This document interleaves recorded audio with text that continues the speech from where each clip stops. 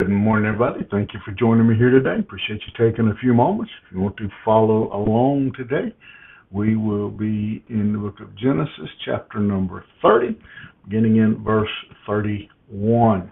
We'll like, share, comment. And then verse 31 says, Laban says, what do I have to do to get you to stay? What shall I give you? Jacob said, don't give me anything. If you'll do this for me, I will again pasture your flock and keep it. Let me pass through all your flock today, removing from it every speckled and spotted sheep and every black lamb, and the spotted and speckled among the goats, and they shall be my wages. So my honesty will answer for me later when you come to look into my wages with you. Everyone that is not speckled and spotted among the goats and black among the lambs is found with me shall be counted stolen. Laban said, good, let it be as you have said. It's kind of a odd piece of the story. I don't know what you call odd in this story, honestly.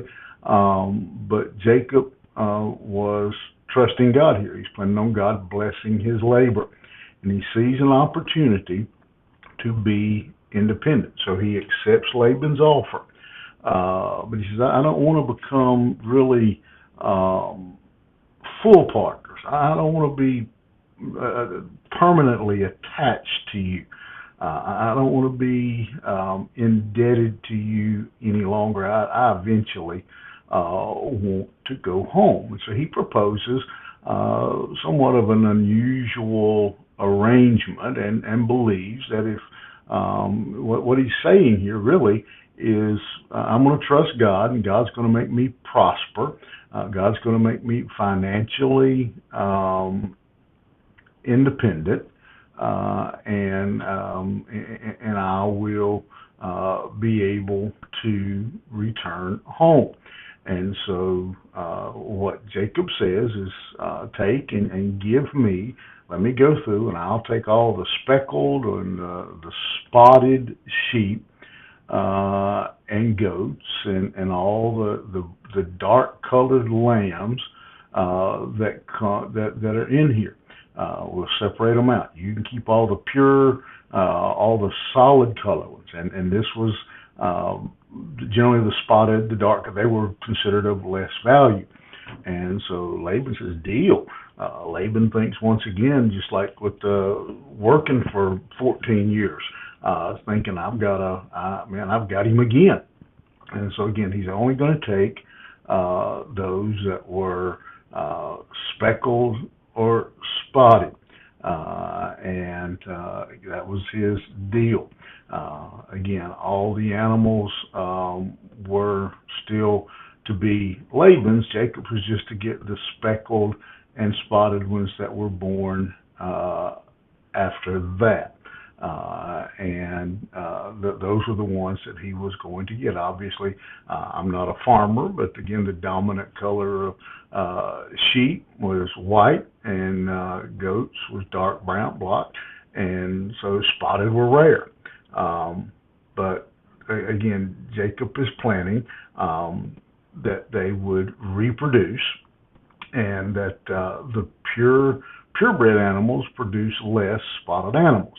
And he knew that, and so Jacob knows that again, most likely he's not, his animals are going to produce speckled animals than the solid colored animals, and so he's doing this. First of all, he's letting Laban have the advantage.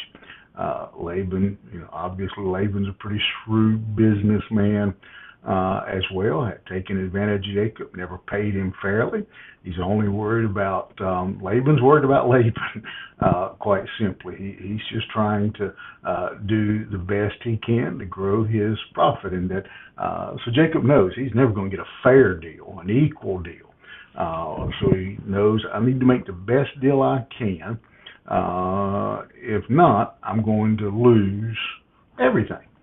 And so Jacob's going to work for him, starting out with nothing, and he's only going to receive the spotted and dark animals that Laban's pure animals produce.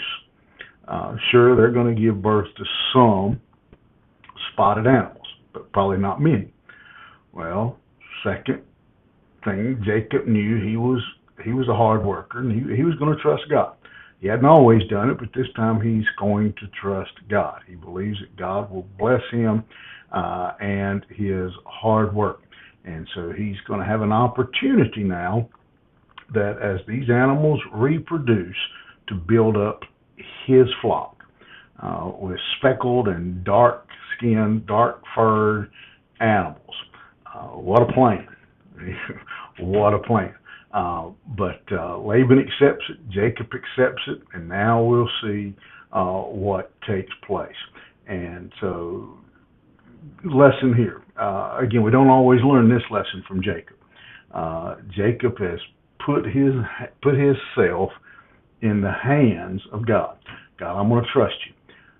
These white sheep, they don't have a whole lot of dark colored sheep. These white sheep, they don't have a whole lot of polka dotted sheep.